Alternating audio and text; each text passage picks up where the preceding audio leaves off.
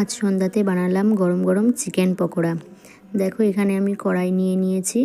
এবার কড়াইতে তেল দিয়ে দেব। তেলটা বেশ গরম হয়ে গেলে আমি একটা একটা করে চিকেনের পিসগুলো ভেজে নেব। চিকেনে আমি পেঁয়াজ, আদা, রসুন, মিট মশলা, গরম মশলা, অ্যারারুট, ডিম সব কিছুই মাখিয়ে নিয়েছি, কিন্তু আমি দেখাতে পারিনি, ফোনটা একটু চার্জে ছিল বলে। এবার আমি একটা একটা করে সব চিকেনের পিসগুলো আমি ভেজে তুলে নেব। আর আমার এই ছোট্ট চ্যানেলটিকে প্লিজ একটু সাবস্ক্রাইব করে আমার পাশে থাকুন।